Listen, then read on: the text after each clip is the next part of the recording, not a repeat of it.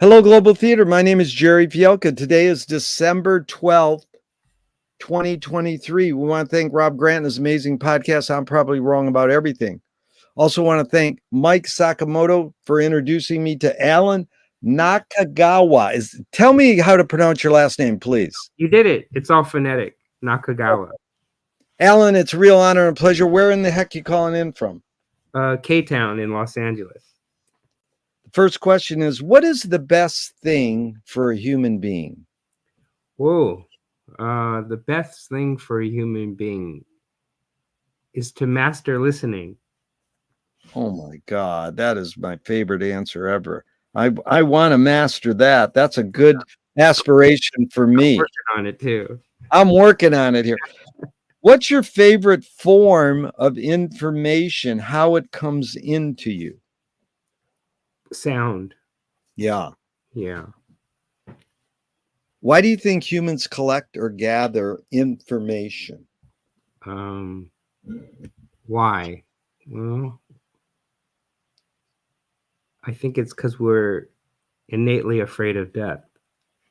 Wow. Well, you must have ESP because the next question is, Oh. Is this need or want to collect information more innate or more invented?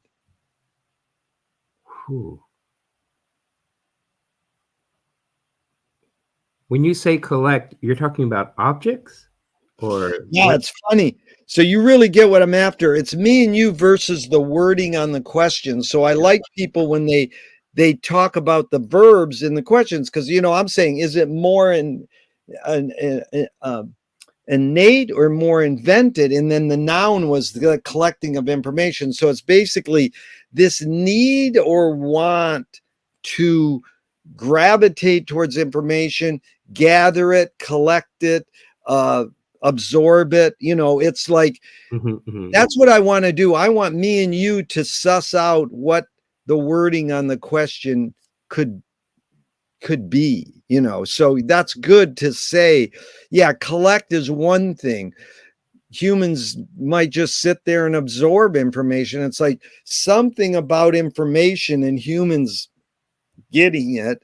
Is that innate or invented? Like, do we innately seek information, or is it invented that we seek information?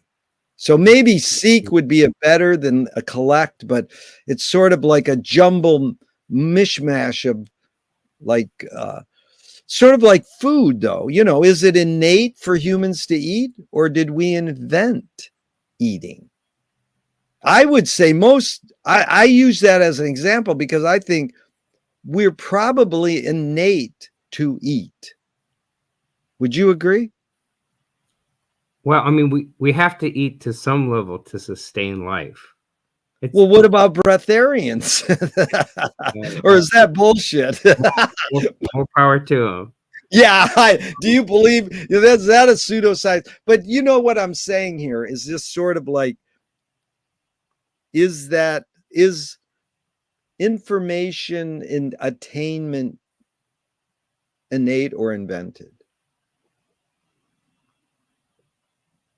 Like the collection of stories. Yeah. Right. So the collection of stories essentially are tales, or they're ways for us to learn something. Yeah. So, and inherently, we're learning so that we can build kind of a knowledge base. One hope is that we have enough knowledge to sustain ourselves, and the other more modern concept is so we don't make the same mistakes. Yeah. Well, so throughout our existence, societies have gone extinct, and we keep making the same mistakes. Yeah. So like, I'm not sure our methodology works so well. We are still here. There's more of us now. We're sustaining ourselves pretty pathetically, and then we have this amazing technological ability to annihilate the entire world if we so went that down that route. So that's pretty amazing that we've gotten to that point. So I'm not sure that methodology works so well. I don't know if there's a better methodology, but I have a friend who is anorexic, and she is rather thin, and I'm always worried about her. But she, when she came to visit, she would say, "Oh, today I'm gonna go here," and I was like, "What do you want me to?" I mean, I think the first day she was here, I said, "Oh, do you want me to drop you off?" No, I'm gonna walk there. I was like, oh, okay, that that's like 15 miles away. You're gonna walk there?" And goes, "Yeah, I walk a lot out."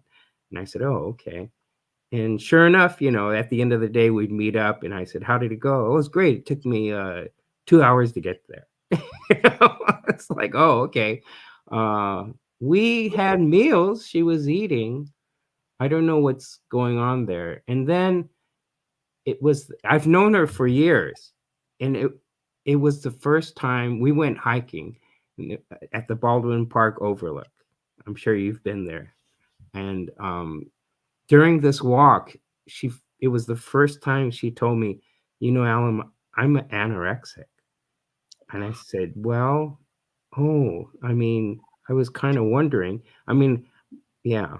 Well, I don't know. I didn't know what to say. Thank you for telling me. I mean, that's kind of a, anyway." So she kind of went through the history of that. It's not necessarily, it's kind of in recent years.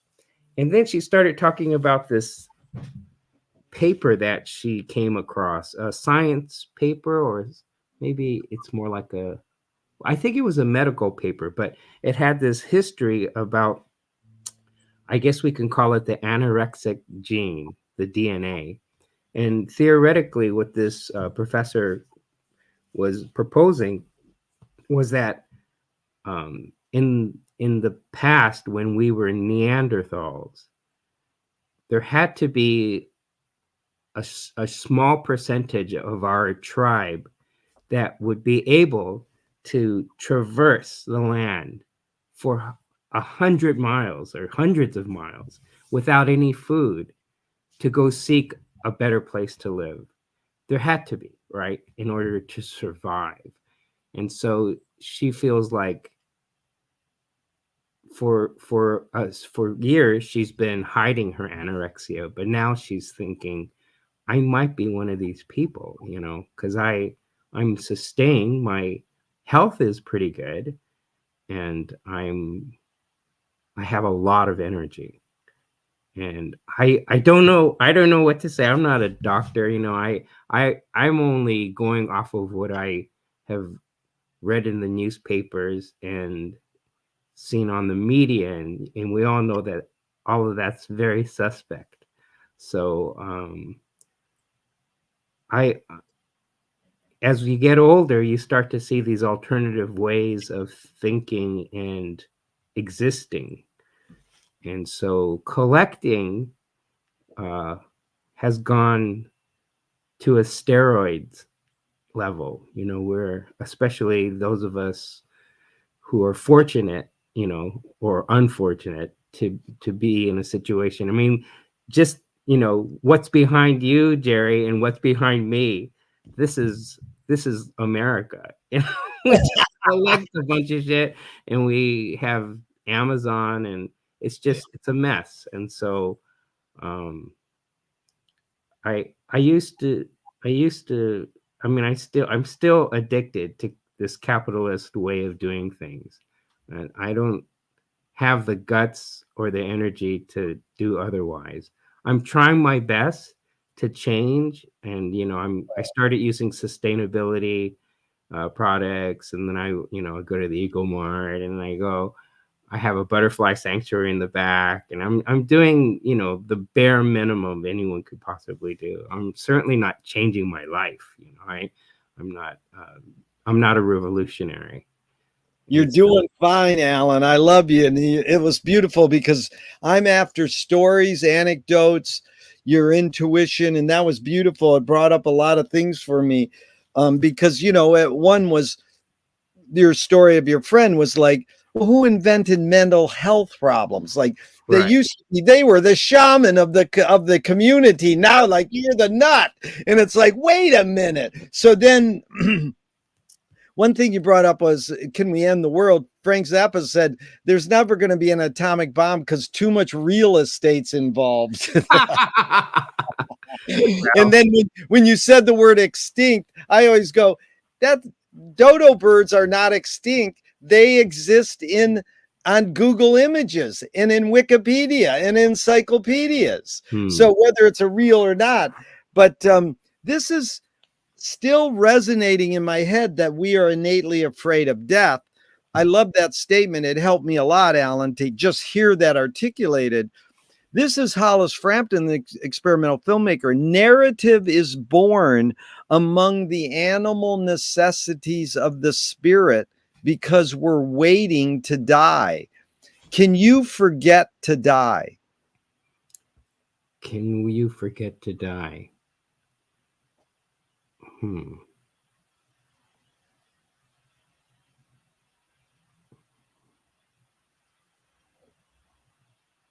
Well, part of that would be the transfer of energy, right? Yeah. So if my friend dies, I've had lots of friends who have died, and then I see them again at some point, whether it's in my house or as a memory or in a dream or on video, or if I have some sort of experience where it reminds me of them as if they're not dead. Yeah. I mean, when we say, can you forget, I guess we have to ask, what is memory? Yeah, hello. Well, that's what you're answering a question with a question. You win. That's what this series is all about, is inventing new questions. Because this question blew people out. I just started a couple years ago, and they usually go, they don't know whether to take it literally or metaphorically. Oh. And that's what you said really sussed out a big picture for me, because I think, my parents are both dead physically, but I see a picture of them or I think of something. I go, oh, that's my mom or dad's experience, relationship with me. It's like Paul Krasner said, I only believe in life after death. I only believe in reincarnation in one of my past lives. Nice. Yeah. Okay. Do thoughts create emotions? Do thoughts create emotions? Yeah, I think part of that is speed, like the speed of thought and emotions and that activity that happens in our brain. I can't answer that. My brain doesn't work that fast. That's Rebecca Solnit. She goes, just because you ask me a question doesn't mean I have to answer it. And so that's what I mean. They're just prompts. I'm not after you to answer the question. They're just whatever comes up. So fill in the blank. I don't know what I think until I don't know. I'm sorry. Can you say that one more time? I don't know what I think until I don't know what I think. Oh, until I make a mistake. Oh, that is great. That's what Ornette Coleman says too, man. Oh, really? Oh yeah, that we're going to get into this. That's really heavy because McLuhan says, I don't know what I think until I say it. Joan Didion says, I don't know what I think until I write it. Oh, right. So, yeah, I say, I don't know what I think until I ask someone else what they think so I can know what a good answer is. That's not true, Gerry. Yeah, no. That's why I ask people questions for 40 years. Like, okay, can humans think without language? Oh, absolutely. Yeah. Yeah. Language often is the mistake. That's it. Yeah. Well, Chomsky says a language is not just words. It's Hmm. a culture, a tradition, a unification of community, a whole history that creates what a community is. Alan, what do you do when language doesn't work? When language breaks down, what do you do? Oh.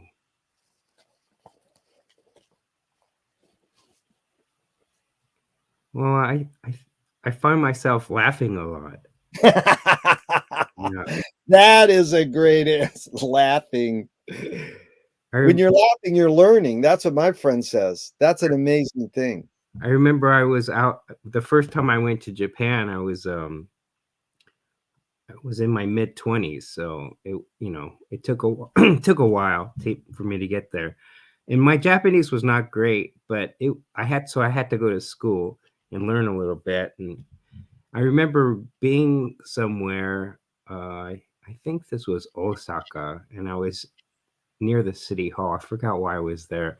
And I met these two people, an elderly couple, and they started talking. And it was a it was a dialect of Japanese I had never heard before. And it turns out they were from the countryside somewhere. And so what they basically wanted, because they heard me talk, they wanted to know, which part of Japan I was from, because they couldn't understand what I was saying. And I told them Los Angeles. That's They had the funniest look on their face, and they go, "Oh, you're not from Japan," and we just started laughing. you started laughing. Yeah. I was in France once and I said, Parlez-vous anglais? No, where's the subway? Oh, And, okay. and they could, I says, Parlez-vous anglais? And they go, yes, slower. Ah, yeah. Your observations, Alan, of humans in general, are we more thinking beings or more feeling beings? Oh, definitely more feeling beings. Yeah. Yeah, yeah. Two questions from Alan Turing in the 50s. One, is thinking a function of the soul? Was this during the time they were drugging him to? Oh, wow. See, no one asked that. I don't know. I just say 50s. It's very interesting. I don't know when in his life he asked this. I just think it's a cool question. I'm sorry, what was the question again? Yeah. Is thinking a function of the soul? Oh, it's thinking function of the soul. Wow, that's a great question. Isn't it amazing? It's thinking of the function of the soul. I hope so. Hope so. That's Hope good. And the second Turing question is, Oh, can machines think? can genes? Can Oh, machines? machines. Oh, can machines think? Hmm.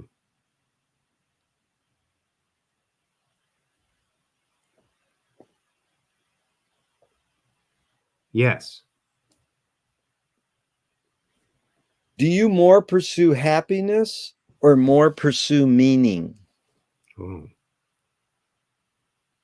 Hmm. Happiness. Yeah, it's interesting because I got it from Viktor Frankl's book, Man's Search for Meaning. And he says happiness doesn't tend to last, meaning does. Oh. Well, then I guess more so for searching happiness then. There you go. Does the brain more detect consciousness or create it? Like, is consciousness there bubbling away and we're more so detecting it or more so creating it? Hmm. I think we talked about this book before, you and I. Yeah, The Julian Jaynes book.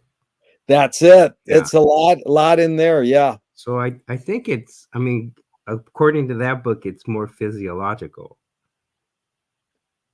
Which means what? It's in us innately. You mean consciousness is in us, and then, or No, are we create? physiological in that it's a product of the way our brains function. Right. And as we change, that'll change. Right. Yeah. And it was, according to that book, it was different before the two hemispheres welded together, you know, as they are today. Right. Yeah, but isn't there a space between the welding? It's called the corpus callosum. But the way the way they worked together was much different, according to Julian James. Previous to when? Well, it's a span of hundreds of years. Oh, I see. But let's say he always uses Homer's Iliad and Odyssey as two completely different configurations of the brain, or examples of documenting that shift that happens in time. Very interesting, because that movie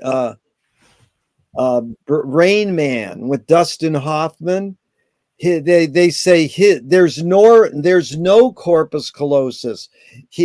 They're fused together, so he can't tie his shoe, but he can memorize the phone book. You know? Yeah.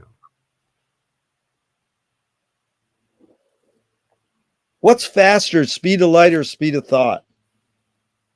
Oh.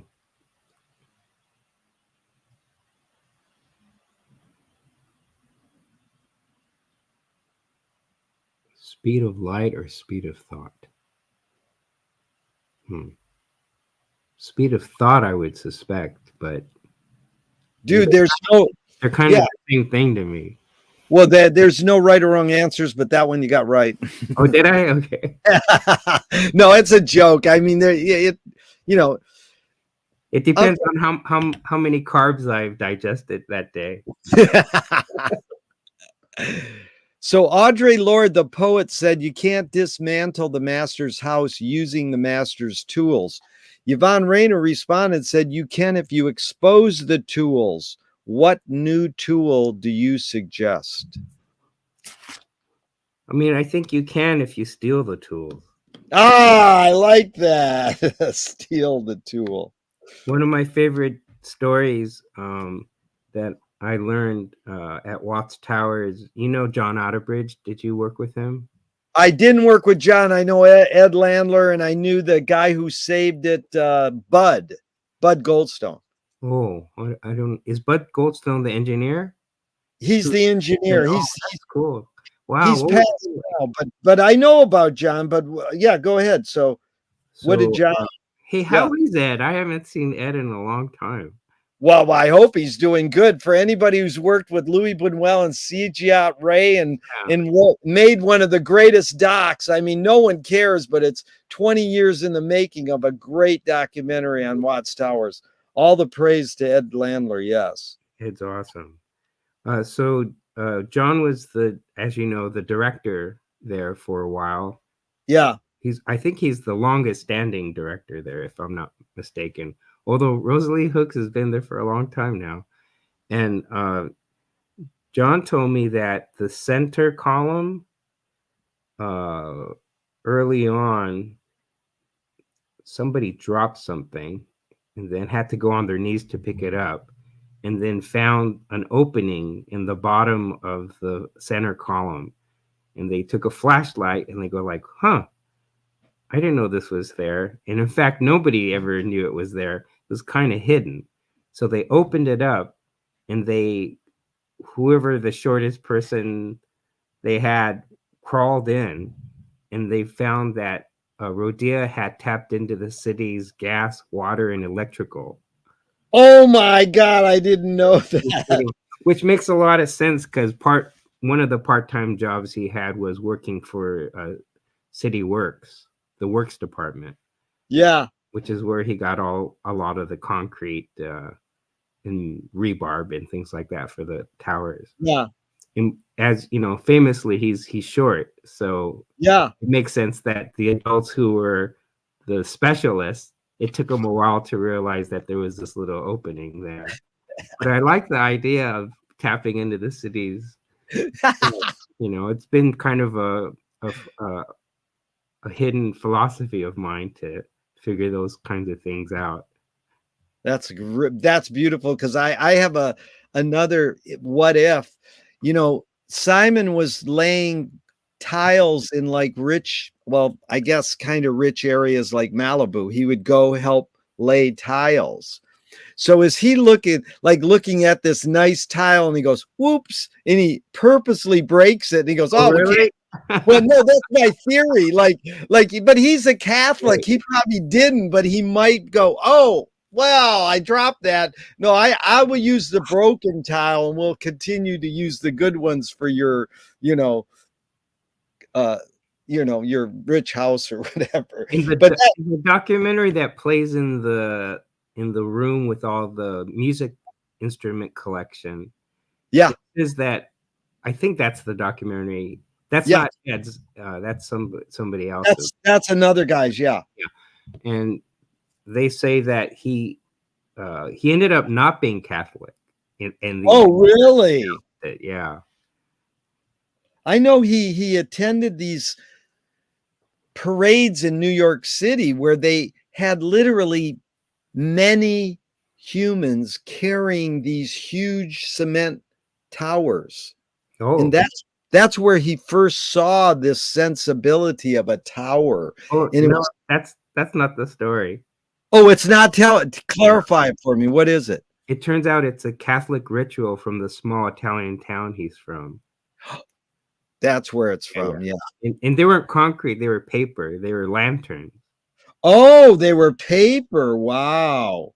And so it happens at night, during the midnight mass. And then they parade around the little town with them. And Rosalie Hooks told me that she went there. And they actually have a small little plaque in honor of Simon Rodia, which I thought was pretty cool. He should be honored more than a plaque, but thank God they actually have a plaque for him. I like this one. This one. When he left, somebody wanted to turn the Watts Towers into a taco stand. Now that would be LA. That's like outside the Holocaust Museum in Germany. They have a hot dog stand. Really? Oh, like friend, honey. Yeah, go ahead. My friend Jeff Chop told me. Do you know Jeff? He's a writer. He lives in Little Tokyo. But anyway, Jeff told me that Mao's tomb, there's a big plaza, and on the other side is allegedly the largest Kentucky Fried Chicken in the world. Is that true?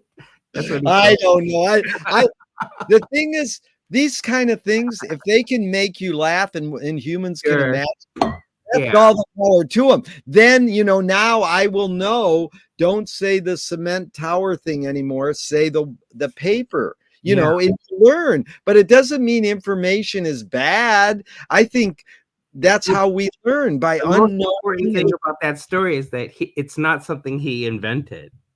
Right. He was mimicking something. Yeah.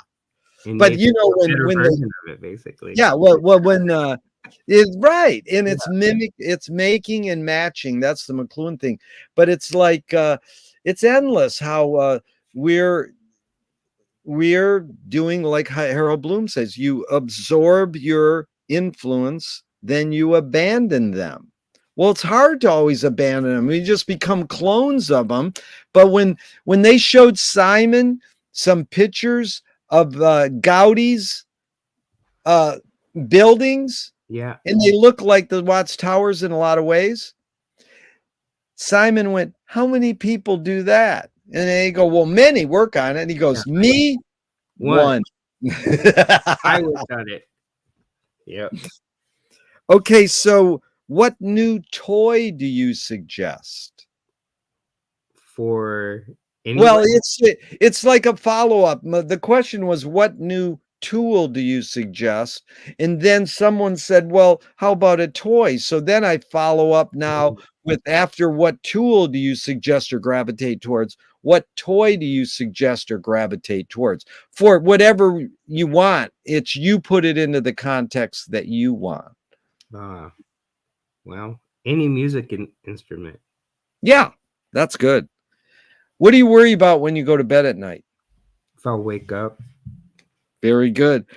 McLuhan learned from the poet Ezra Pound that artists are Oh, the oh, antenna of the race. They're oh, broadcasting and detecting the hidden psychic effects of our inventions, so we might learn how to cope with what we don't like about our inventions. So, Alan, I asked you the question Marshall probed his whole career. Why do we ignore the hidden psychic effects of our inventions, even though the artists are broadcasting them to us? who's Marshall that you were just Oh, talking? Marshall McLuhan. Yeah. Oh, Marshall. Oh, okay. So McLuhan learned this um, idea from the poet that artists are the antenna of the race. You Oh, know, they're kind of broadcasting maybe a deeper meaning or message than just like, oh, you look at a painting and you go, oh, that's a beautiful landscape. But right. maybe there's something deeper there, like when Pollock saw Thomas Benton Hart's paintings of landscapes, he might have seen something deeper and it inspired him.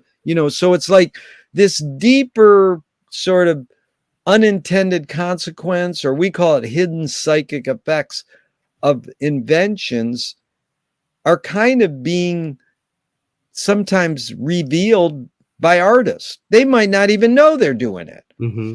But and it's a generalization, but humans, us, artists, normal people, tend to ignore the hidden psychic effects, even though they're being broadcast to us. And the question is why do we ignore them?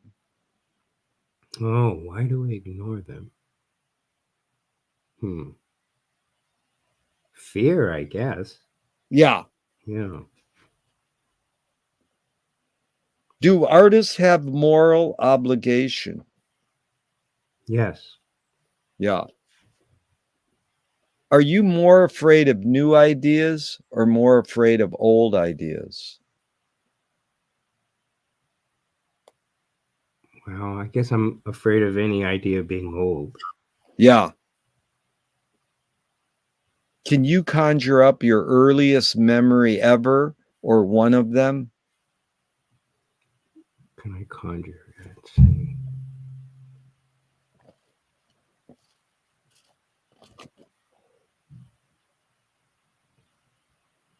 Yeah, I guess running away from home.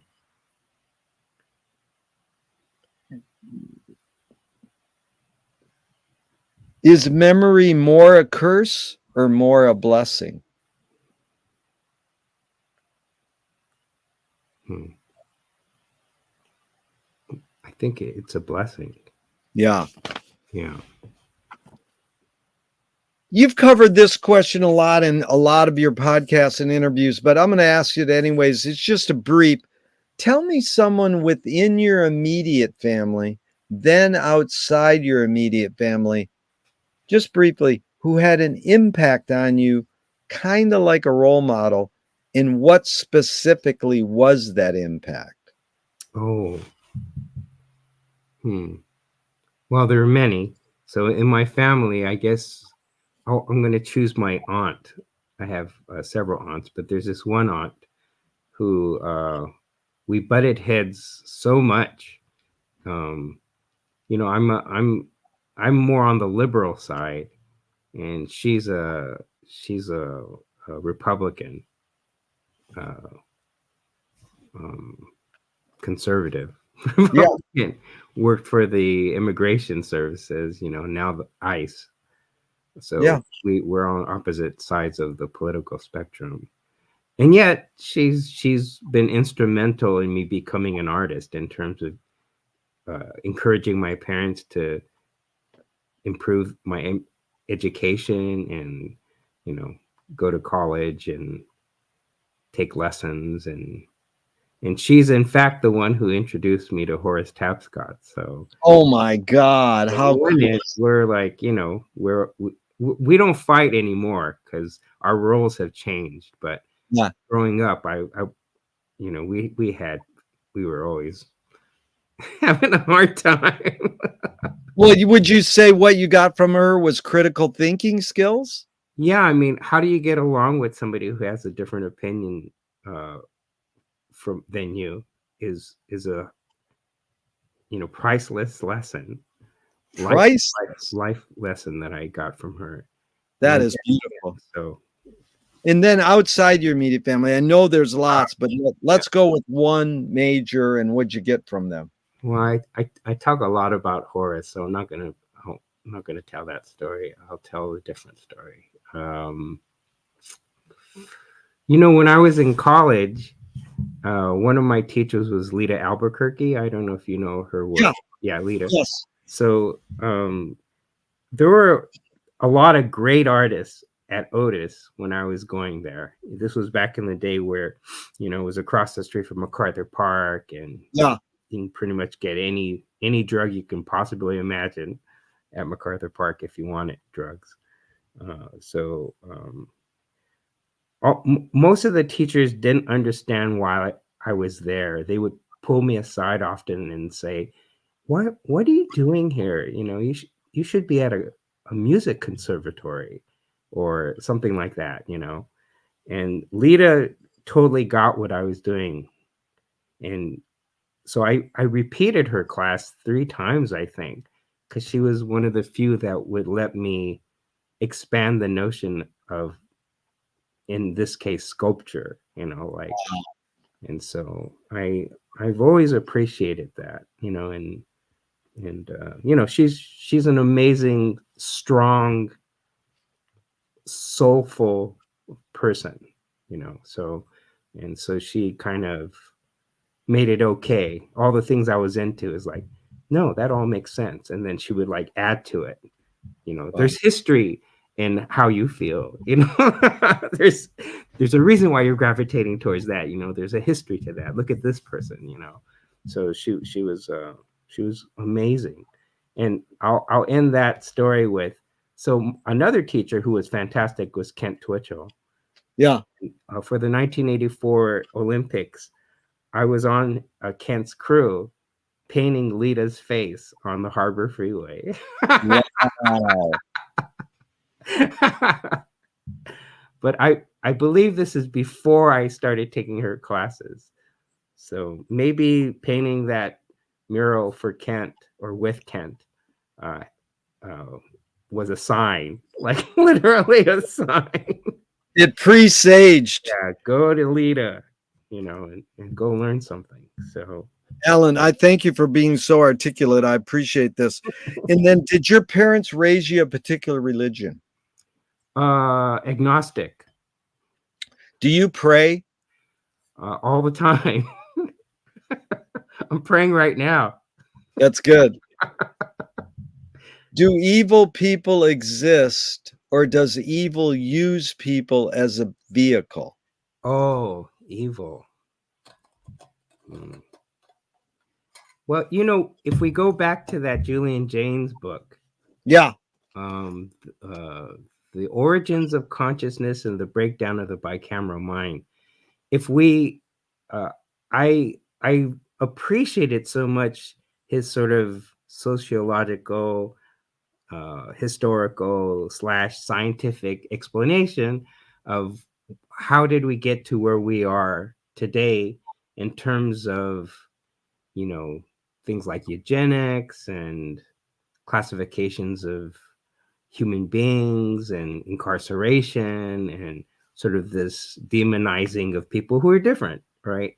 He said back in the day, none of that judgment happened. Everyone just existed, and we just accepted the way people were. But because of this dawn of the self or the me, that turned into mine, right? And then mine's is more, and then feudalism, and then classism, and then now capitalism. So this fusing of the brain has caused this amazing unbalance that we have in society. So uh, if there was a time we accepted let's say the person who sees hallucinations all the time, or the schizophrenic, or someone, all gender relations, right? Then we have to also accept evil. There must have been evil people, people who were selfish. Like they were at that time, they must have been the soothsayers of the future, right? The selfish one who keeps taking everything, from everybody. Well, that's the person, that's the gene that probably created property and real estate and all that sort of thing. So um, we're going to have to accept that if we want pluralism, you know. I'm all Amazing. for pluralism. I think it's great, but there's it's going to be hard. There's a reason why pluralism never took off. It's actually more difficult. Yeah. Yeah. A lot packed in there, Alan. Really good. It reminded me of Balzac's line, behind every fortune, there's a crime, you Oh, know. yeah. And so you wonder, again, the word evil is funny because it spell it backwards and it's live, Live. Like like Miles Davis knew that by naming one of his greatest albums, Live Evil. But when I asked you about prayer, I left out a question. I want to go back for a second. It is, if God exists, what would you like God to say to you after you die? Wow. Oh.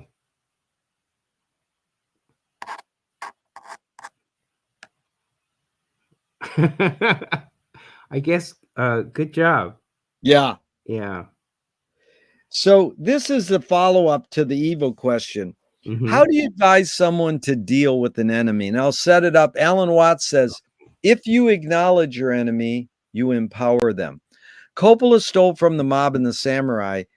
Keep your friends close and your enemies closer. Mhm. JFK said, forgive your enemy, but don't forget their name. And Fellini says, I need an enemy. So again, it's a lot of prompts. The basic question is, how do you advise someone to deal with an enemy? But first, how would you respond to Alan Watts? If you acknowledge your enemy, you empower them. Hmm.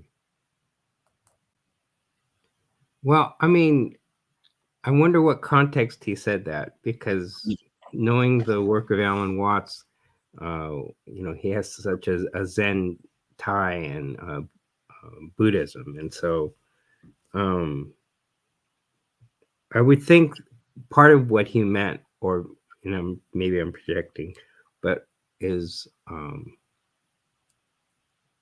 this sort of accepting, you know, Yeah. in with non-judgmental accepting. Yeah. Um, so I find that hard to do myself. It's a challenge. It's a great idea. I would like to practice that more, but I'm not. I don't think I'm not in this life. I hope there's reincarnation. I'd like to try this again. Yeah. you know. But I mean, if your kids came home, when they were young and they're being bullied, what kind Yeah. of what kind of advice would you give? Whether, a bully's sort of like an enemy. How do you advise someone to deal with an enemy? I don't think I ever had that experience. So Yeah. I don't have any experience to draw on. But I have Yeah. two friends whose kids experienced bullying. And in one case, my friend got totally involved into the school, the principal, and then eventually the board of education, and it never got resolved. But and I'm not sure if his son's situation had anything to do with it. But eventually, this principal left, and they clearly ignored it and were writing the fact that at some point he'll graduate and not be at that school anymore. Yeah. There. I saw that happen, and then I have another friend whose daughter was experiencing bullying, and this is more recent, and it has to do with the pandemic and all the kids going back and not really socializing very well. And in that particular case, that was more like, I mean, I don't know a lot about Zen or Buddhism, but it seems that resolved itself in that the kid who seemed to be the power kid, who was bullying this my friend's daughter, got called out by the other kids.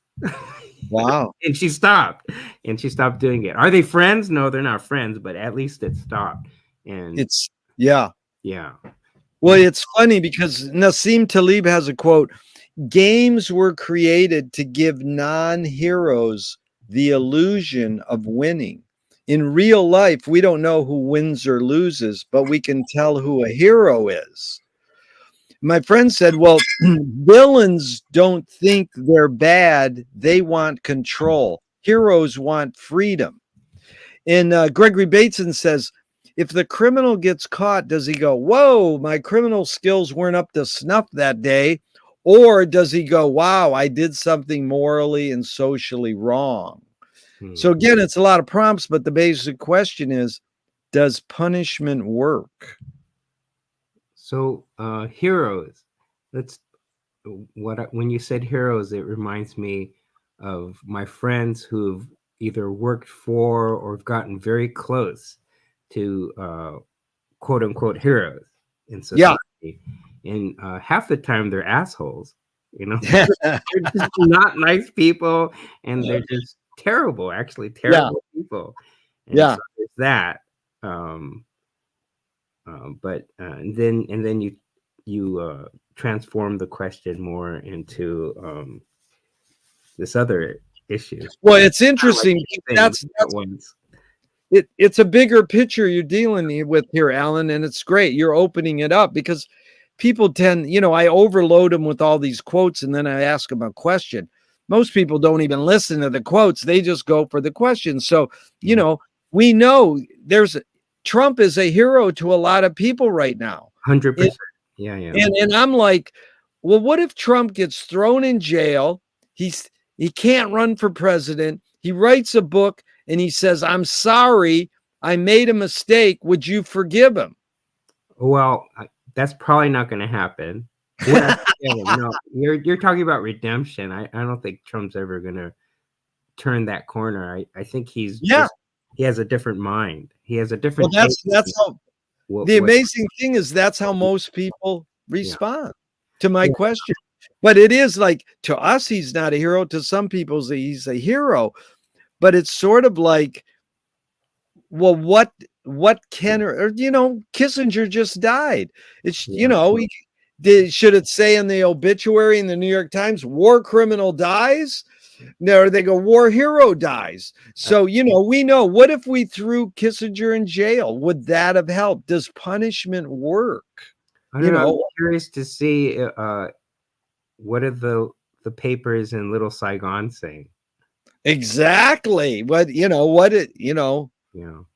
know, it's documented. It's like McNamara said, hey, I'm a war criminal, but I won, so I write the history. Right. So when McNamara died, it said war hero dies, and we know he's a war criminal. But if we busted him and threw him in jail, would that do anything? Does punishment work is the basic question. Well, I mean, Martin Luther King was jailed, and he's a hero. So yes. I don't think that who jailed him would be the first question. Yeah. And so I don't think even if you kill him, like capital punishment, the likelihood of it becoming a martyr rises. Yeah. So it's has to do with the political consciousness of the nation, and the political consciousness of the nation, or at least half of us, want Trump.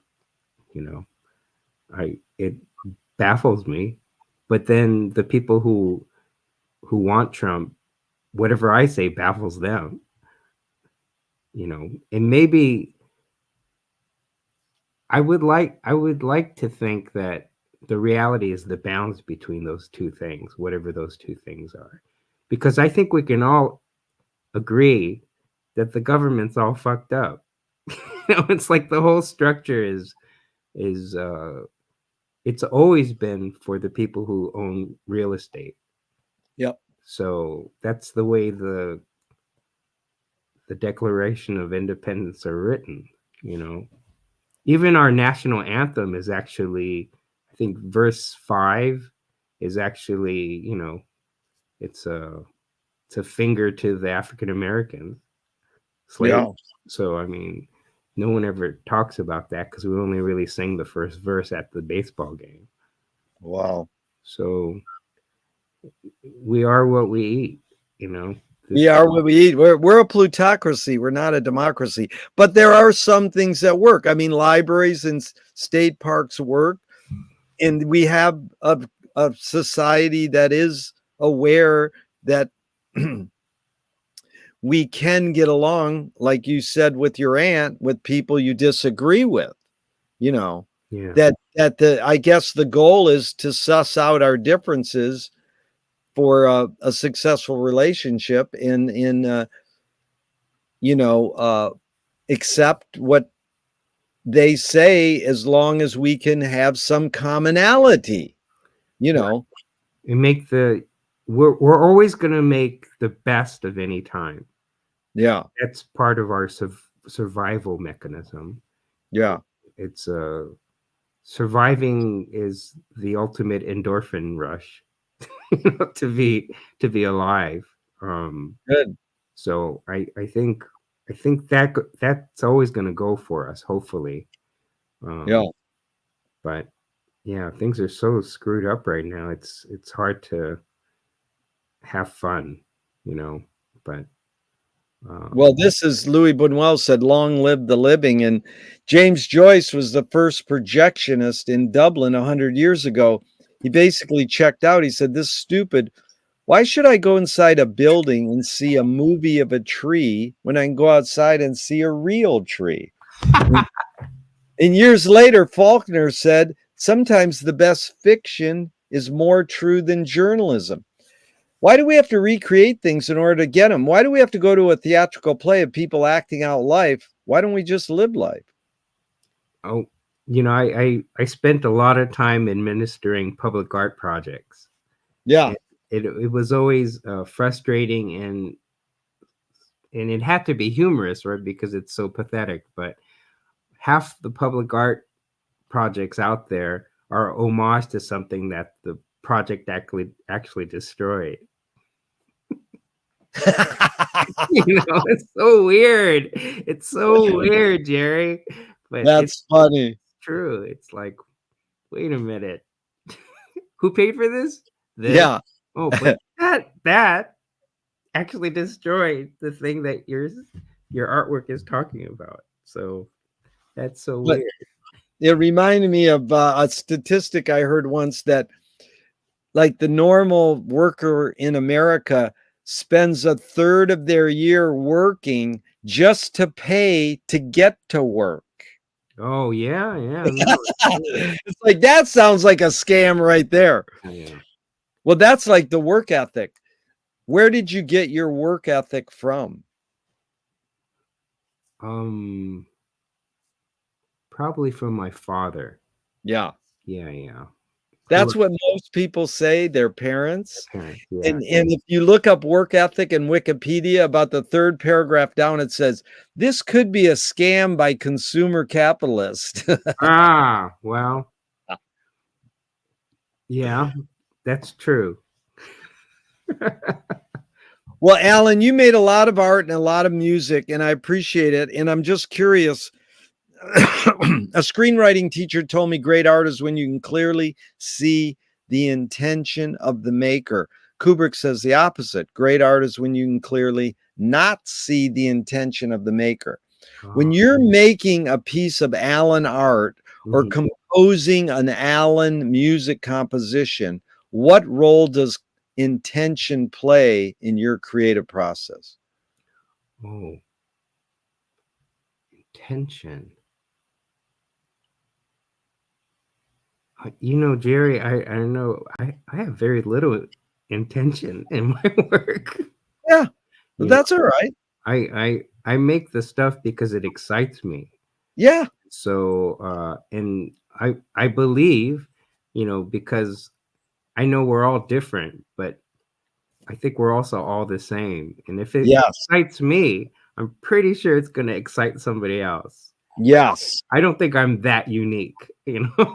Yeah, So that's why I trust my process. You know, yeah. oh, I'm really excited about this. This is great. I'm going to show it, and then um, that's kind of how that works. Beautiful. You know. Duchamp said there's no art without an audience. Same thing. When you're making a piece of Alan art or Mhm. composing a piece of Alan music, how much are you thinking of your viewer or your listener? Oh, well, let's see. That's a good question. Very, very little, I think.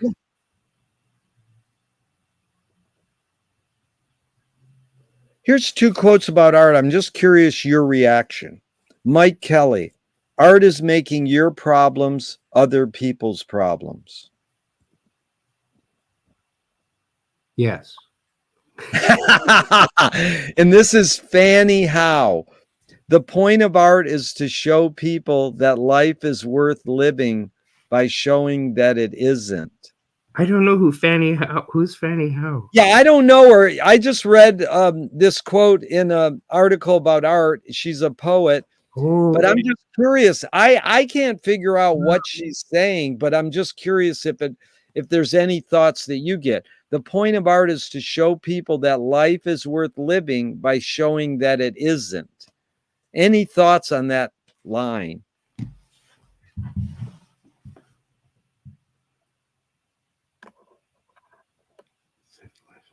I don't know. That sounds very judgmental to me. It does, yeah. But I like that I learned about a new artist. She's from Buffalo, New York.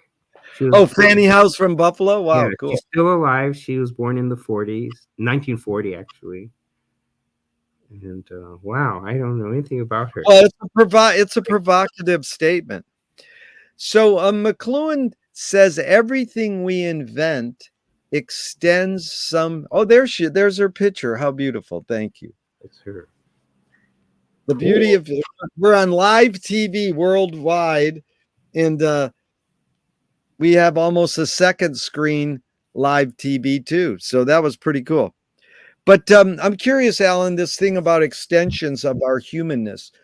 McLuhan says everything we invent extends some humanness, like knife and fork extends our teeth, shutter and a camera extends our eyelids, and Okay. even maybe non-tangible like philosophy or religion maybe is an extension of consciousness. What does the drumstick extend for you? What humanness? What humanness? The drumstick. Is this Does this have to do with my story I told you about Alvin Jones? Well, you can tell it again. I mean, because we can document it now, but it's He's my just favorite it's just drummer. that he's one of my favorite drummers too. But it's sort of like we're gonna go into music a little now, and it's just sort of, however you want to go off on it. You Well, can I tell. mean, like everybody else, I enjoyed Alvin Jones's recordings.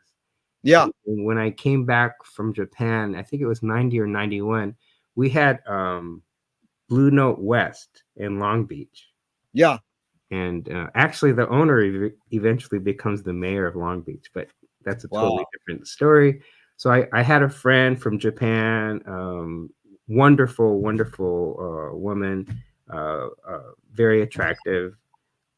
We were just friends, but I said, "Hey, let's go see this jazz thing." And so we went, and I had never seen anybody play the drums the way Alvin Jones played. This is 1991, so there's no internet, there's no YouTube, and I've never seen a film footage of Alvin Jones. I was only listening to the records that I had, or Yeah. listening to, KKGO or something like that. Right. So when he's playing, it looked like the sticks were coming out of his wrists. Oh, nice. And, it's maybe also the lighting, but he's like this, And when I play drums, I play the set, with the snare in the middle and the floor tom to my left down, and my tom is up on the bass drum. But he played it like, and I know this isn't true, but he played it like they were all on the same level. I Yeah. can't explain that.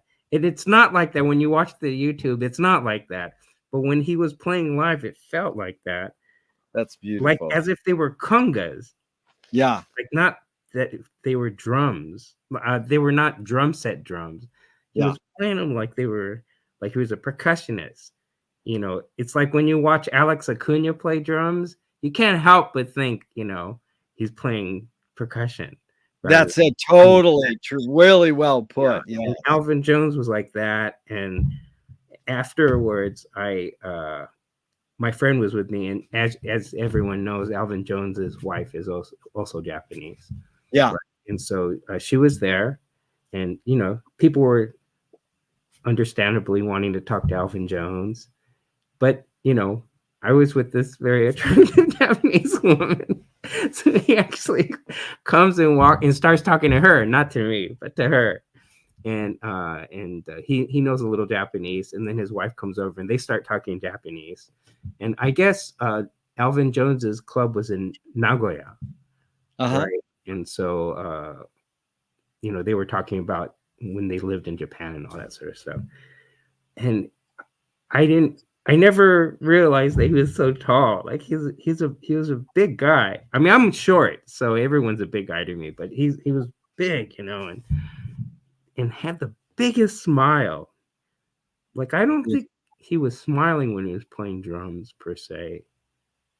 No, I don't know. I was just watching his hands a lot, but his heart, it felt like he wore his heart. Like his heart was like the most important thing, the most important part of his body. And he was so nice and kind. And it would meant so much to me to be able to experience that, even though it was only like just a couple of minutes. I'll never forget that was so.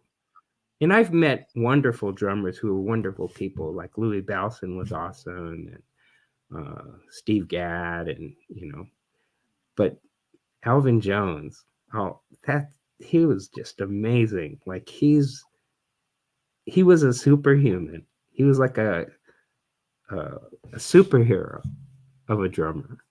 Of Totally. He's the Godhead. It was so beautiful what you said, wore his heart. And as hard as he hit, you can watch that 3-card Monty documentary on YouTube, and it shows you how he is gloriously jubilant and joyous in playing the drums. Yeah. But that dude hit hard, man. And it was like you said, these sticks were extensions of his arms or his wrists. Yeah. It's really beautiful what you said. So what is the function of music? Oh, the function of music. For me, the function of music is to exemplify everything inside of us.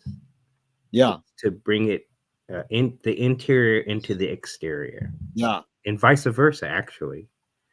Yeah.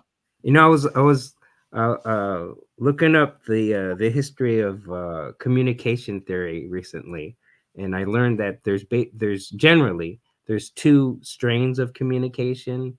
One is linear communication, and the other one is bilateral communication. I like this word bilateral. Yes. And I think music is inherently bilateral. Oh yeah. Yeah. Although I have to say, I spend most of my time by myself making my music, because of the technology. But I have this big garden. I have a garage that has a home studio, and then it's surrounded in a way, in a sense, by the garden, right? And so there's this woman who lives on the opposite property, on the other block, and she has a garden too. So once in a while, we're out there at the same time, and I've been talking to her for at least 12 years.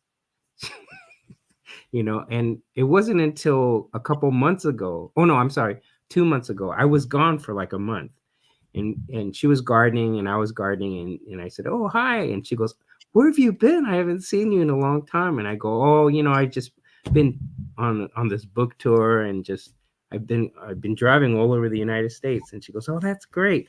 She goes, "Yeah, because I missed your music." I go, "What?" I said, "He has Wow. never acknowledged that I was playing music, even though, Jerry, my garage is not soundproof, so of course everyone here's what I'm doing." And then, as you know, for 7 years, Mark Walsh and I were doing ear mail out of that garage. Right. All these amazing players from around the LA were playing in there for 7 years. So, but she said that, and I said, "Oh, I'm sorry. Is it too loud?" She goes, "No, Alan, I love it. It's so." Oh, isn't that beautiful? So that was that. Again, we connect on the level of the garden. So we talk, and then she inevitably tells me what's going on with her life, and vice versa. But we've never acknowledged that I was an artist or I played music or anything like that. And it just made me so happy to hear her say that. So even though, I didn't play a concert for her or something like that, she certainly doesn't know about my music per se. That she But listened to it, she enjoyed it, and she acknowledged it was so special. It kind of changes our relationship a little bit. and it goes back to your first thing. What's the best thing for a human being is to master listening. Right. Listening is a high art form when it comes to music. My friend breaks down music to the 3 T's: Oh, taste, technique, and theory. You've learned how to play the drums, the structure, the theory. How does one acquire taste? wow. How does one acquire taste? Well, one of your questions was to choose something versus happiness, and I picked happiness. And I think it is this happiness thing. Yeah. The more you can acquire happiness through something, the more you're going to be attracted to it, I would imagine. Yeah. It could be fashion, it could be poetry, it could be music, it could be food, right? So, Oh, yeah. or it could be people too. You're attracted to certain people, and to some people you're not attracted to. So that becomes Well, your circle of friends. well, I know you write a food blog too, and taste is a word that goes into the aesthetics of music and art and literature. Like, what's your taste? Yeah.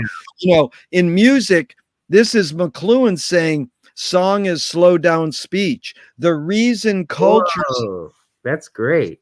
yeah, well, the reasons cultures have different musical taste Mm-hmm. is ultimately connected to language difference. So Uh, again, thanks for being a great listener, Alan, because usually people don't hear there's two things going on in the McLuhan line. mm-hmm. Song is slow down speech, and then the reason cultures have different musical taste is ultimately connected to language difference. Right, right, And right. especially because knowing different languages in different countries' music.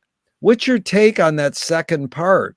You know, the cultures have different musical taste is connected to language difference. Oh, 100%. I mean, Really? even historically, right? Because um, when you were here, I think I showed you that little thin book by Alexandra Huey. Yeah. Yeah. So the psychophysical ear documents that moment in history where all the scientists who were coming up with algorithms about sound waves and frequencies and how we hear and all that sort of thing. They happen to be doing all that at the apex of colonialism, with Britain and the United States. So that's when all of these different cultures were being imported into the Western world. That's how we get, the Impressionists and all the art that eventually becomes modernism and whatnot. And so part of that in music, they were like, oh, polyrhythms, huh? Oh, there's more. There are societies that are using notes that aren't defined by these black and white keys on a keyboard. That kind of thing, because they were actually simultaneously, because none of this is ever linear, but simultaneously they were also trying to standardize frequency and notes and all that stuff. So that's where we get the metronome, and that's where we get tuning forks and oscillators, and they finally standardize, and then all of a sudden the Mozart piece sounds much more similar in New York and in London. It's like, oh, okay, same speed, same. So I think that's absolutely true, that language, culture, language is culture, like you said. So cultures are different. They had to invent the way they do and live and sustain and communicate differently. Thank goodness. I hope we can keep that going. I always tell this story. When I was at the Getty, the educator I was working with, she was from New Orleans, and she helped create the New Orleans museum. It's the Mississippi River Museum. Yeah. So she'd been, she got her education and she became a professional, and decades later she goes back to the museum and she goes, I'm going to take the docent tour, because I actually helped start this docent tour and I want to see how they do it now. And she said it was fantastic. It was this young man, and at the end she went up to this guy and she goes, that was great. I really appreciated your tour, and I learned so much, and it was funny because I actually used to work here, and I was wondering, like, where are you from? And he goes, what do you mean? It's like, where did you grow up? I mean, he goes, I grew up here in New Orleans. And she goes, but you don't have a New Orleans accent. And he looked, oh yeah, none of my friends do. And she goes, well, why is that? I think it's because we all grew up with YouTube. And oh, wow. That's I'm like, oh shoot. I was like, are we gonna erase regionalism because of the technology that we have now? Like, that was not the intention of the World Wide Web, to globalize.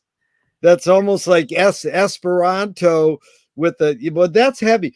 But Alan, go back. That was Esperanto mixed with capitalism or colonialism. Hello. Like, but Alan, good, Gerry. Go back for a second. What's Alexander Huey's last name? Huey? Hui. She's Hui. American. Yeah. She teaches at the University of Mississippi, I believe. And, okay, because I definitely MIT Press. In the name of his book is what? Her, Alexandra. Oh, it's a woman. Sorry. It's called the Psychophysical Ear. Okay, great. I just wanted to make sure we got that. And then because we got so much going on here. I love that story. The story you told of the woman who wanted to hear. You realize you had an epiphany of hearing through the body because she was deaf, and she learned how to hear by holding a balloon. There's a vibration with the balloon. That was an amazing thing, because this is so close to everything I study and with McLuhan, is how we extend our humanness with our inventions. Oh, yeah. And so that was almost like a reverse. We hear through our body. It's called sense ratio shifting. But what's more fundamental, music or language? Oh, they're the same thing. Very good. Yeah, that's an interesting question. Yeah. No, they're the same thing. Yeah. Hey. And so here's, you just touched on this. In 1969, the LA Free Press, which you helped work with, Pauline Oliveras is mentioned to Frank Zappa, and it's her work with sound above the audible and below, creating a mass. And Frank responded, this is the LA Free Press. Mm-hmm. Frank said, not that it created a mass, it created something audible. It produced a sum indifference tone, which happened to be located within the audible frequency range. By combining something so high you couldn't hear it and Mm-hmm. something so low you couldn't hear it, it yields something in the middle you could hear. Mm-hmm. Whether or not you liked what you heard in the middle is another question. The concept is brilliant. Oh, Any thoughts on that?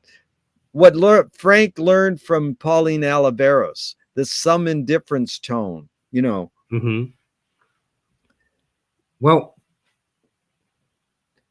hearing is kind of a misnomer, right? I think it's really feeling. Like we feel music. We don't really hear music. We we feel words. We don't really hear words. We feel emotions. We don't really hear emotions. We don't.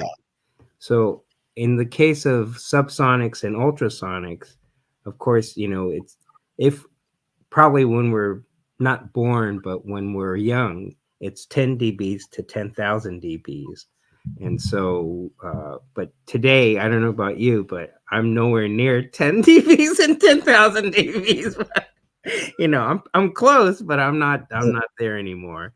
And Yeah, I think what artists like Pauline Oliveras, I mean pioneers, yeah, were dealing with was now we had electronics that can really pinpoint with accuracy the um, the projection of these things and be used by artists like Pauline Oliveras.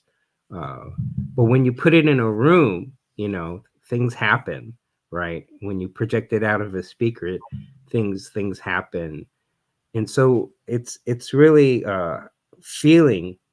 You can feel subsonics. You can feel ultrasonics, and when that moment when this student and her interpreter explained to me that next time I should bring balloons and ask if there's anyone who's deaf in the audience and distribute the balloons because that's how they experience music or that's how they can experience music. My life changed. it It was amazing. it wasn't an instant thing, but my life changed, and it took me years for that to digest. Yeah, But some key things happened. One was I was introduced to the work of Royal Rife, the 1930s scientist who allegedly cured cancer patients with frequency clusters that were the opposite frequencies of the actual pathogens.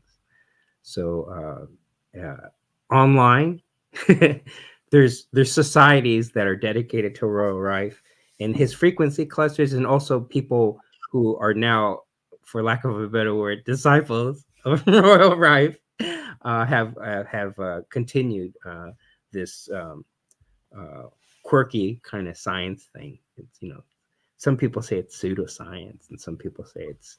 But anyway, it's there. And so when I looked at these frequency clusters and I matched them to I have this thing that tells you what frequency is each note, black and white note on the keyboard.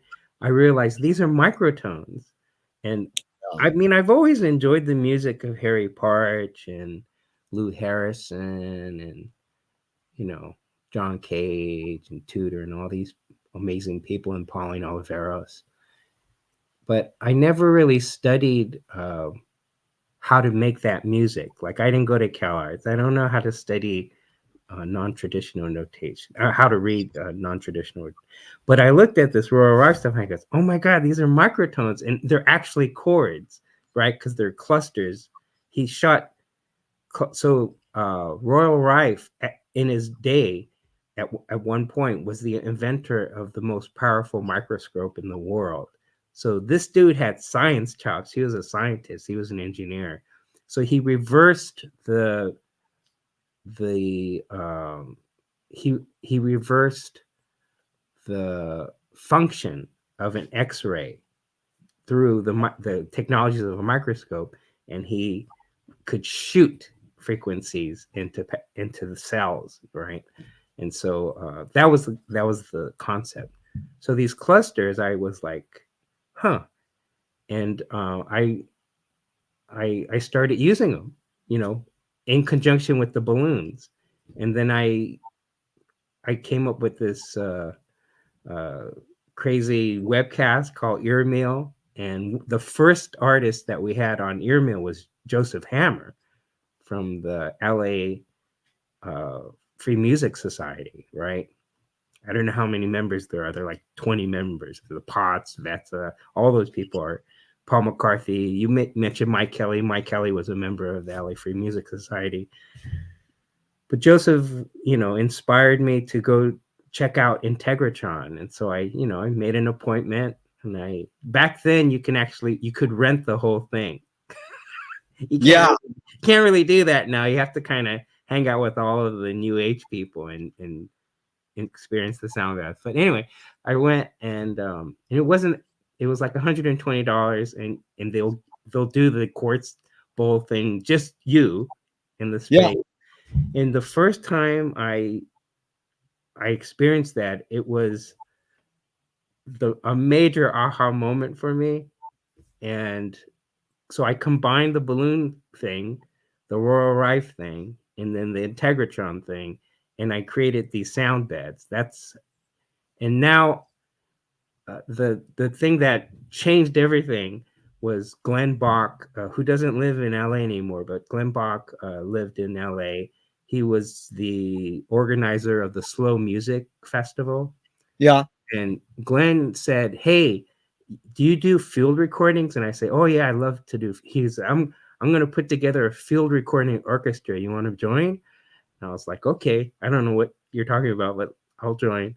And it was like 7 or 12 of us, depending on who can show up. And we would take over a space, and we would all bring our field recordings on our little machines in an amplifier. And then we would place ourselves in different parts of whatever space we happened to be playing that night. And then we would improvise. And the rule was you couldn't modify your field recording. Like you can't put it in the computer and enhance it and stuff. It has to be exactly the raw file.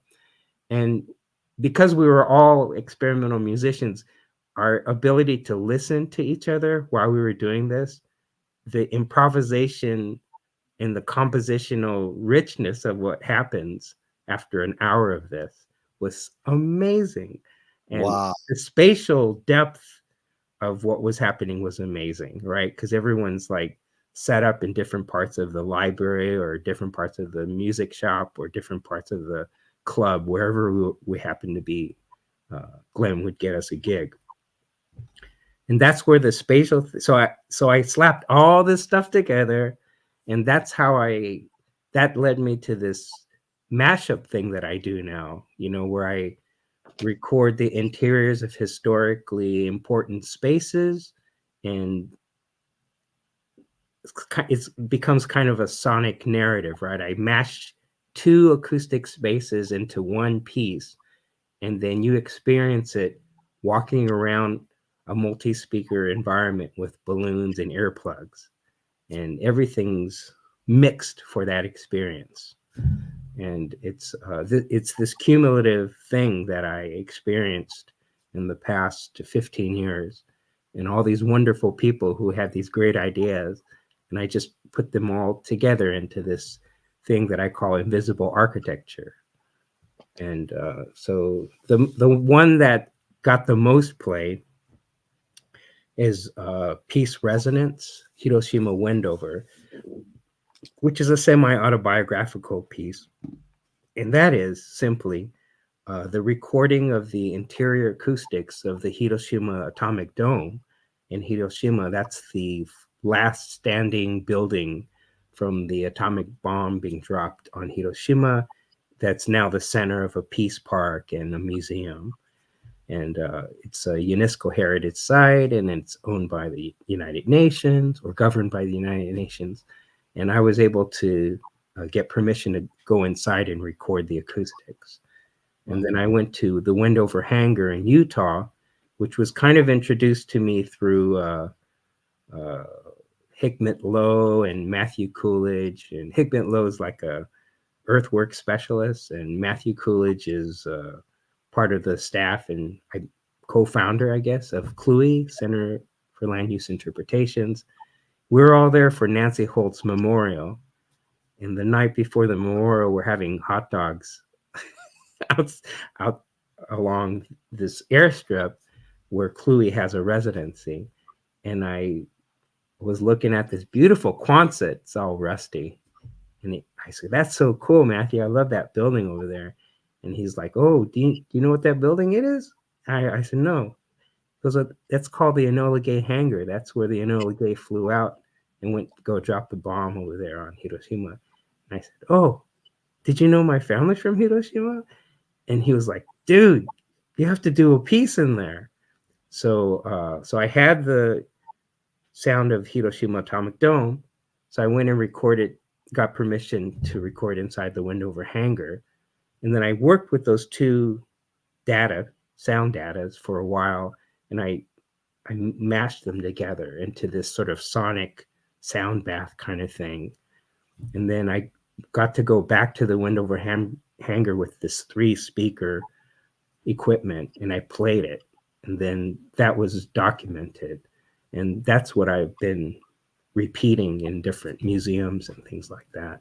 The sound of modern day Hiroshima bouncing on the brick walls of the atomic dome, and then played inside with the acoustics of the Wendover Hangar, for me, is the spirit of the Enola Gay coming back to its hangar 70 plus years later.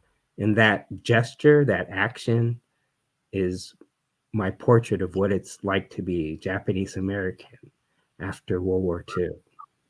Yeah. Yeah.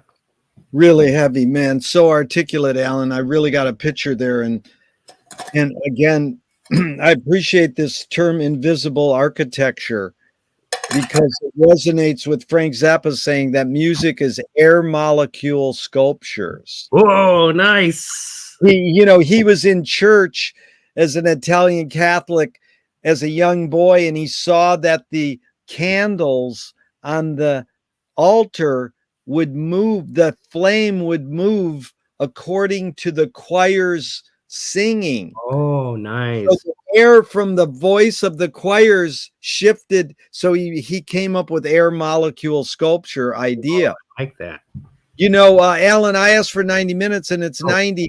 Can you go a little longer, or you got to get going? Yeah.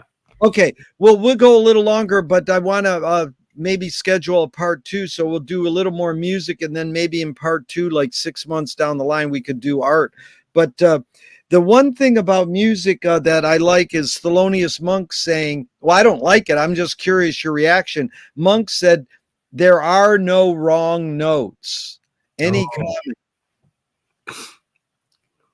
Did he really say that? Yeah. And it's funny because my friend, who's one of the great artists in Venice, is a jazz fan. He says that Thelonious Monk heard all the notes Charlie Parker heard, but only decided to play some of them.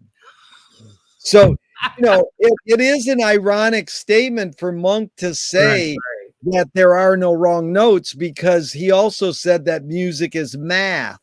So I'm just curious, your reaction to Monk saying there are no wrong notes. Well, yeah, I mean, when we say, I often say, well, it's like math. And usually I use that that when something goes wrong, Yeah. right? Like something, there are logistics, and Yeah. one of the one of the logistics went wrong, and that's why something didn't happen, or that's why someone got upset, or that's why something didn't turn out the way we all thought it was going to turn out. Well, Yeah. it's like the math.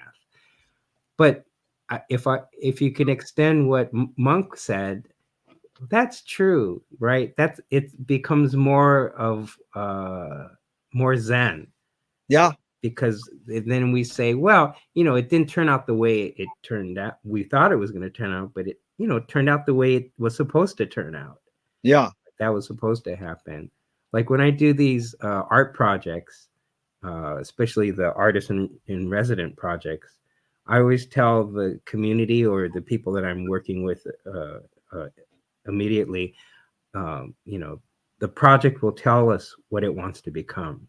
Beautiful. And that's always that, I always get in, I'm often in trouble if I walk into the room thinking this is what I want to do with these folks. Yeah. It never turns out Right. it turns out the way you think it's going to turn out. And you're on a contract usually, so it's not like you have this infinite amount of time. So I've often, especially early on, have found myself trying to push a rock up the hill, and then the project manager or whoever the staff is actually saying, we have this elevator over here. Why don't we use the elevator? it's even a it's even a cargo elevator. You can put that rock in there and like go. Oh, okay. So Well, so I'm trying really hard to not put my ego in yeah. front and think about what's this gonna look like in my portfolio and all that sort of stuff. If I so far, knock on wood, it's been going pretty good. So Yeah. I think this idea that the project lets you know what it wants to become is a good route for me, at least. That's It's being in touch. You're in touch with your environment, and it's beautiful. So Thelonious Monk also said that silence is the loudest sound in the universe.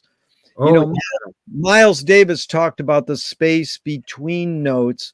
yeah. Mhm. In George Clinton, Parliament Funkadelic said, funk is the absence of. So I'm curious, how do you know not to play? How do you know how to integrate silence in playing music? One of the artists that I got to work with early on was Michael Whitmore. Yeah, Did you ever meet Michael? He doesn't I live in don't know, Baltimore, but but tell me about it. Yeah, what Michael once told me, it's the hardest thing is not to play for me. yeah, He said that during a time I was, in college. I was learning art and trying to make work and stuff, and it was one of many messages of the same message. And the other one was Arshel Gorky. yeah, So Arshel Gorky, he had a very sad ending to his life, but was a very troubled individual. Uh, but I guess he had a sister and a brother-in-law, and a brother-in-law he didn't really care for very much. And this guy was always jabbing at him as an artist, like making fun of him, belittling him. And one day he was either at their place or somewhere outdoors, and Arshel Gorky had a drawing pad. He was drawing, and this brother-in-law comes over his shoulder and goes, doesn't look anything like those trees. And Arshel Gorky goes, well, I'm drawing the spaces in between the trees. oh, nice. He said it shut him up for the day. So I Well, always that's what, gravitate towards that. yeah, drawing the spaces between the trees. That's Yeah. basically what McLuhan called the resonating interval. Oh, okay. It's Yeah. the in-betweenness, like tactility, because you're talking a lot of what's called sense ratio shifting, eye experience, ear experience, touch experience, taste. And McLuhan would say tactility isn't one hand touching the other. Tactility is the space between the hands touching. Oh, That's the resonating interval. And uh, it's sort of like George Clinton saying funk is the absence of, you mhm, know, yeah. because, I mean, especially in this day and age, with, there's so much overplaying, it seems. Tell me an instrumental that makes you laugh. Wow, that's a great. Uh, that makes me laugh. I don't know if it makes me laugh, but I find it humorous, and that's any cut on Bitches Brew, Oh, because nice. when I first listened to Bitches Brew, I was like, this is genius, That's like, oh my god, the camaraderie between these musicians and all that. And then later I found out, nope, they were just jamming, and Miles went into the studio and cut the tape, and he put this thing together. And what you're hearing wasn't actually, it's not one cut Yeah. from beginning to end. And I was like, what?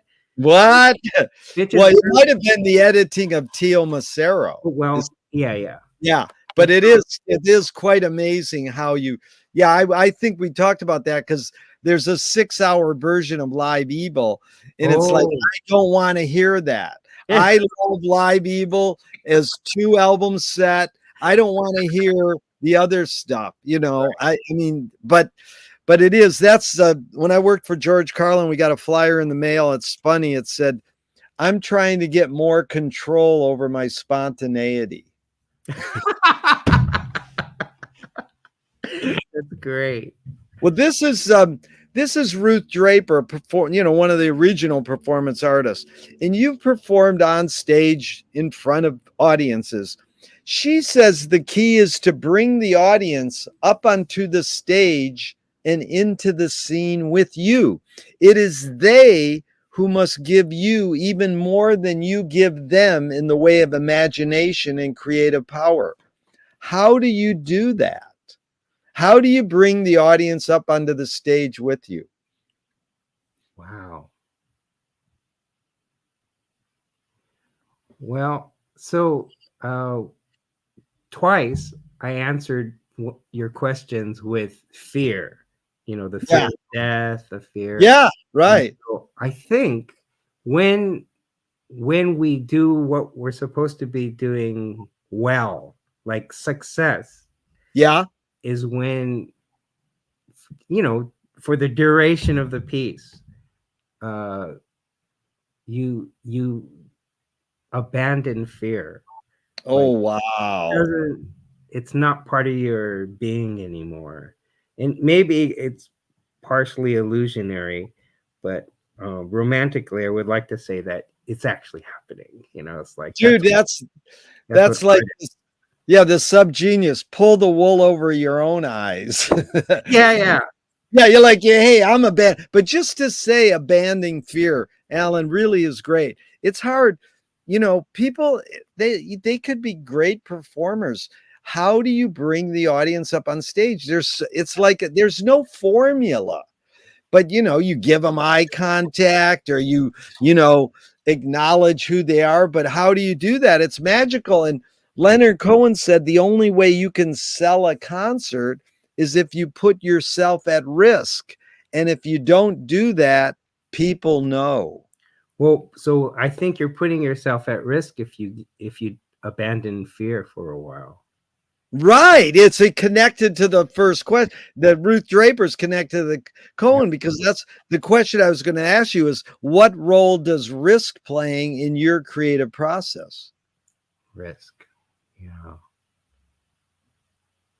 I don't know about risk. I know about humility. I think humility is really important. One of my favorite stories is Chet Atkins, who I adore. Chet Atkins. Yeah. He's one of the greatest guitarists of all time. Yes. Certainly one of the greatest minds of all time in terms of music. But and Ted Green, who never gets any Wow, Ted. never gets any shout out. So Did Ted study with Chet? No, but they're both part of the harmonic chord kind of out Yes. of the 60s. And so, and I would like to put in there Larry Coryell, but I think Oh my God, you're naming all my heroes. but I gotta tell you really quick one uh, Ted Green story. My friend played in uh Raspberry Jam. It was a 60s LA rock group. mhm. And Ted Green was the lead guitarist. And Nice. they're playing like the Ash Grove, and Hendrix is in the audience. And my friend goes up to Ted backstage and he goes, "Oh, Hendrix is in the audience tonight." And Ted went, "So what?" Now, it doesn't mean he's being belligerent. It's just like that's cool that he, Yeah. whose relationship, but it just for someone like Ted, and then you watch Ted on YouTube, and it's like this guy is mind blowing. Yeah. And Larry, I had a few great encounters with Larry over the years. Really? Oh, nice. But Chet, please go on. I'm sorry to interrupt. No, no, You were no. going to say It, humility and Chet it's a Atkins. What famous was? it's a Yeah. famous story. I think most people know this story, but I always go back to it if I catch myself uh, being too proud of myself. And Chet Atkins finishes probably playing some huge place like Carnegie Hall or something. He's in his tuxedo and he's backstage. He's takes his guitar off and he puts it in his case. And one of his friends is sitting there because he had so many. He was a mentor to so many people. But Yeah. one of these guys was sitting there, and he wasn't saying to him. Chet Atkins was just sort of talking to himself, and he put the guitar back, closed it, clipped on the plug, and he said, "Well, fooled him again." That is a great. I was waiting for some really, this is a better quote than you could imagine. Well, fooled him again. I was like, if Chet Atkins could be that humble, then Yeah, I'm never gonna say I'm a good player. that's A great beautiful. artist or anything like I loved Alan. You teach me so much because you taught me the other one about Art Blakey doing the Jazz Messengers as a nonprofit organization. that. I That know. one, that one really resonated with me. But to go along with the Chet, Sonny Rollins would go backstage after the show and keep playing, and the guys in his band would go, Wow. "Oh, we're done," and he goes, "I'm still trying to work things out." Yeah, that's these are geniuses. Yeah. Well, Yeah. along with the risk question, Alan, I'm curious, what does courage mean to you now? Oh, courage. That's a word or a concept I keep going back to these days. Like, um, I so next year I'm going to be 60, Yeah. and that's substantial to me because I'm the one turning 60, and I'm just more and more, and I know we've talked about this a little bit when you came over. More and more, I'm feeling myself to be the older person in the room, Yeah. which means, of course, that there are all these wonderful young people, younger than me, and I just look at what they're doing, and it, they have so much courage. Yeah. And I just I hear some of my contemporaries, uh, complain about young people a lot. They're doing this, they're into this, like Yeah. blah, blah. But I don't know. I see it as the opposite. I I Yeah. I feel like they have more courage than my generation had. Yeah. And it's just I'm hopeful. I told you I went on this book tour. I rented a really nice SUV. Nice. Um, and then I drove 3,440 miles over a 3.5 week period. How cool. Book tour, and I was scared most of the time because of the media brainwashing and uh, living in the bubble here in California and all that sort of thing. But I'll have to, and of course I had my run-ins with Confederate flags and whatnot and everything that you could imagine. But 95% of the people I met were super nice.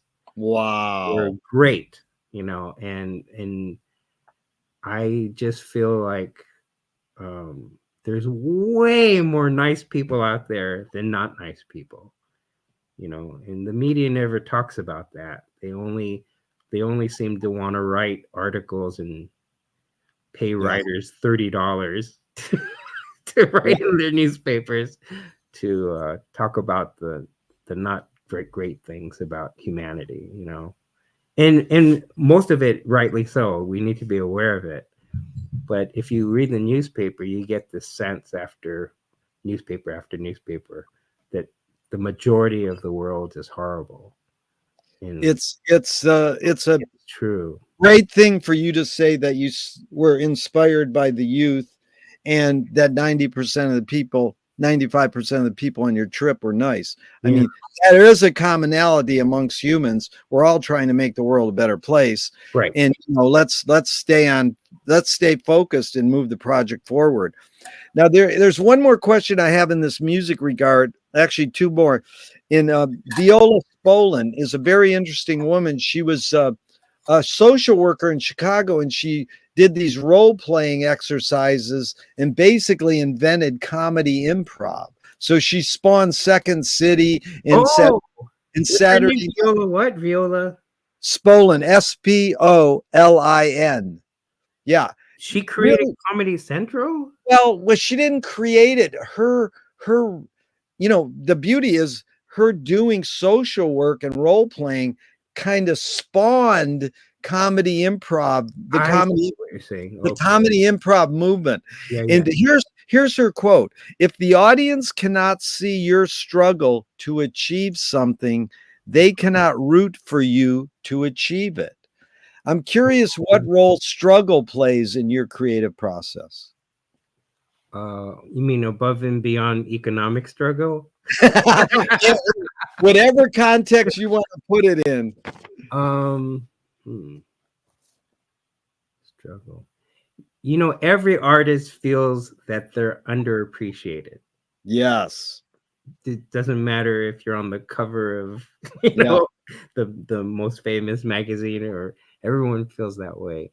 And so I know a lot of people. We've both been in this city for a long time, and so, you know, we have all these friends, and many of them are doing fantastic in terms Yeah. of the art business. And Yeah. so I often look at that and are, you know, of course I'm happy for them Yeah. 100%, but there's also this envy thing that happens. Oh yeah. Yeah. And so um I I think I think the danger is this envy thing. But to be Yeah. aware of it, you know, it's kind of Yeah. like the wandering mind. It's okay for your mind to wander, but as long as you know, eventually make it back to the path, you'll be fine. And Yeah. so, I think, does that answer your question? Oh no, it answers it fine. It really reminds me of Al Flipside. Well, there's two quotes that I love to repeat. Who? Al what? Al Flipside. He put out a punk magazine for many years. Oh, okay. He's married to Margaret Cho. Oh, okay. And he said, "Don't sell out, sneak in." Nice. And you sort of said it earlier, I'm uh, learning about all these people that I've never yeah. heard. But No. here's Paul Schrader, the guy who wrote Taxi Driver. He said, "The role of the artist is to attempt to sell out but fail." Now that's funny. I'm glad you're laughing, Alan, Funny. because most people love it, but it's sort of can be flipped. It's like, oh Sure. yeah, my art is so pure. I tried to sell out and I failed, so it must mean I'm a pure artist. It's like, Yeah. no, I'm not a pure artist. right? Yeah. It's I like, I I I I was inspired by this drum clinic I went to by Steve Gadd. yeah, I talk about this in my book, but um, Steve Gadd goes, you know, nothing I play I invented. Yeah. He says, what I do is I listen to a piece of music and I really, really listen to it. Like I'll listen to it many, many times before I even think about what drums to play on Yeah. that piece. And then I'll take a little bit of this and a little bit of that and a little bit of this, and then I'll combine. Now, maybe that combination has never been done before. Yeah. Those ingredients, I didn't make that up. It's Yeah. not something and so that's that. He says I built my whole career on that. Yeah. So I Well, think Zappa. yeah, Yeah. I This. think it came out of because somebody, it was during the Q&A at the end of the clinic. I Yeah. think somebody asked him, how is it that you're able to create all these things? And I Yeah. think his answer was like, well, I don't create anything. I Right. just I listen and then I respond to what I know. It's burrito supreme. It's a combo burrito. It's a It's like, combo burrito. it's like, here's the funny thing. Zappa was caught, or not. He said, "What is genius?" He says, "Genius is stealing from other people, and they can't tell who you stole from." And that's a great comment, because Frank is basically a Spike Jones, Edgar Varese with a little Johnny Guitar Watson clone. I mean, Nice. anybody is in their right mind who studied Frank for 50, 60 years like I do know that. But it's the way he combined it. People don't realize that they're not going, oh, that's his Spike Jones roots. Oh, that's his Edgar Varese roots. That's his Johnny Guitar Watson roots. It's like mushing it up into a new soup, you know. And so, it's got, it's like Chet Atkins. That's my new mantra is fooled them again. Okay, here's Ben Ratliff, a music writer. I mean sound as it has long functioned among jazz players as a mystical term of art, as in every musician finally needs a sound, a full and sensible embodiment of their artistic personality, such that it can be heard at best in a single note. So me and you could hear Miles hit a note or two and go, that's Miles. And Ben said, summarizing in 2 words, fragile and pointed. That's Miles' sound. He Oh. said, Coltrane is slightly undercooked and urgent. He said Coleman Hawkins is mellow and generous. So if someone you respected was going to summarize Alan's sound as a drummer, let's say, in 2 words, what 2 words would you go, he got me? Or this writer got me. Oh, wow. Jeez, Jerry.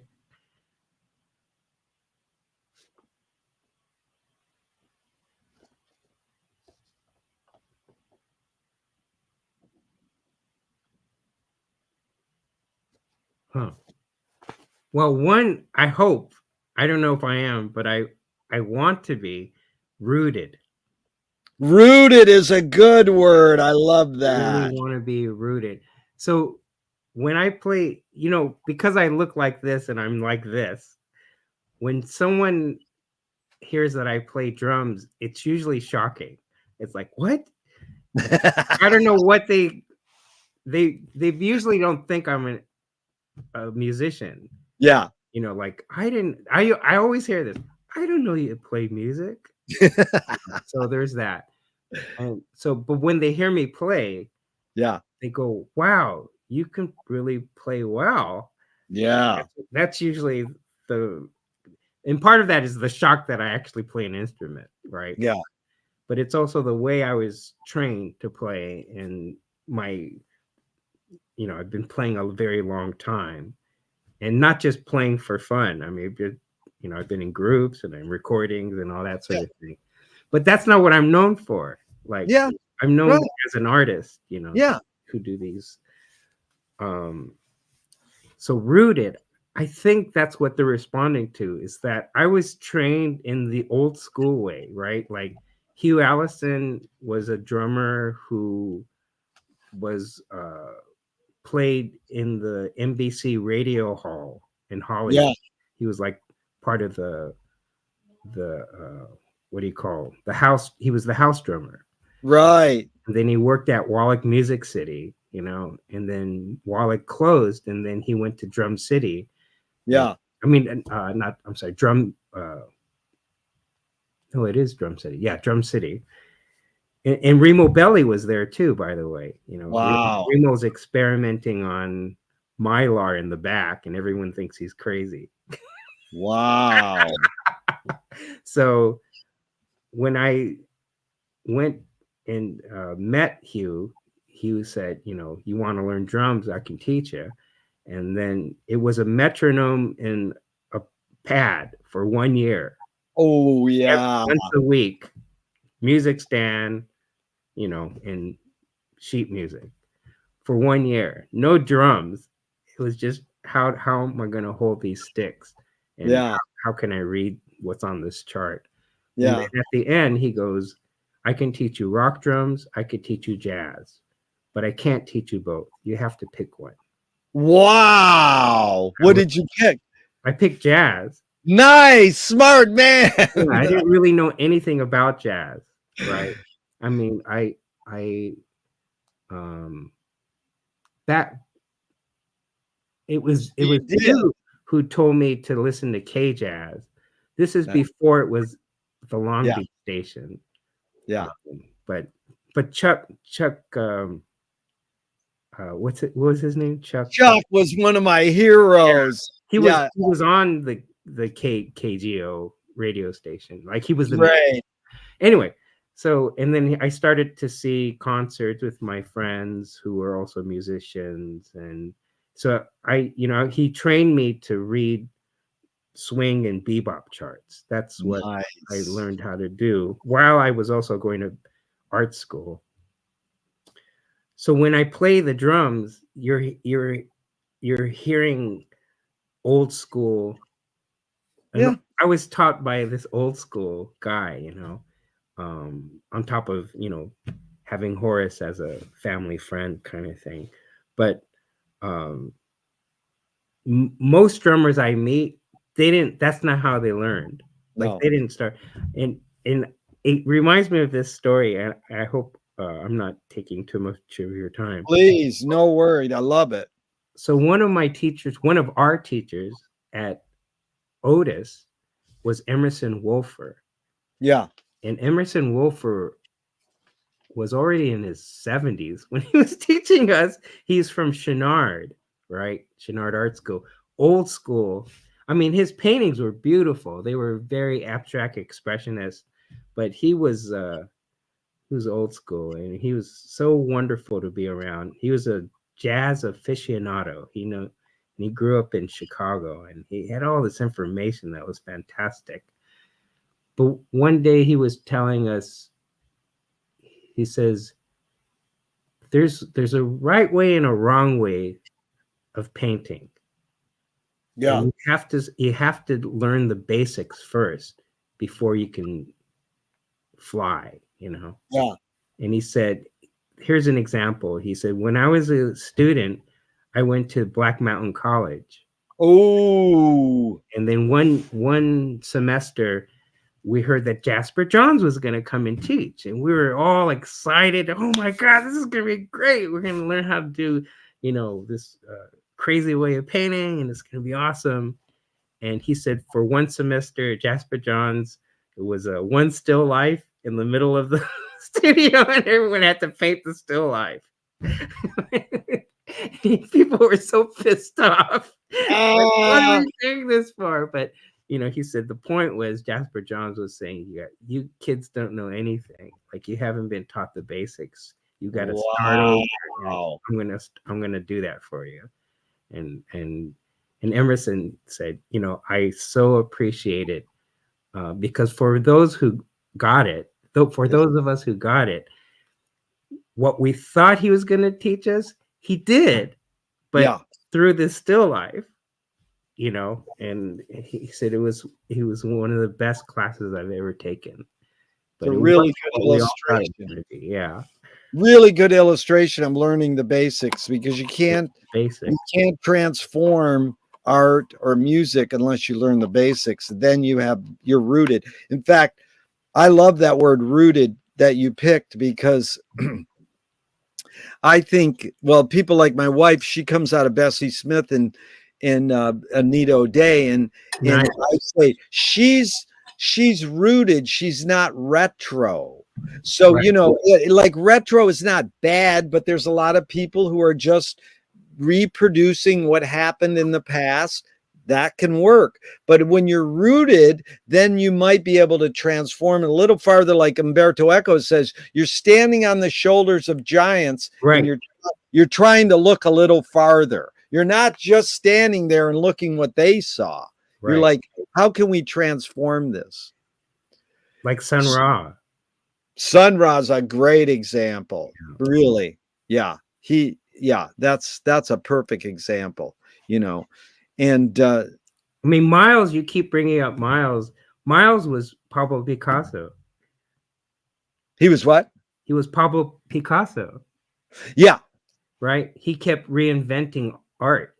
That's Oh, what yeah. Miles did. Kept Yeah. reinventing art.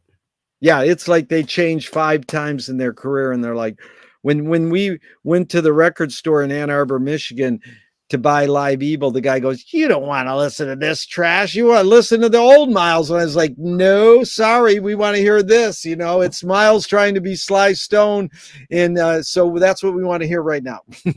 Yeah. There's a documentary on Sly Stone. Have you seen it? Well, no. Well, I haven't seen it yet. There is one doc, or maybe there's lots of docs, but a newer one. There's lots of videos on Sly's life.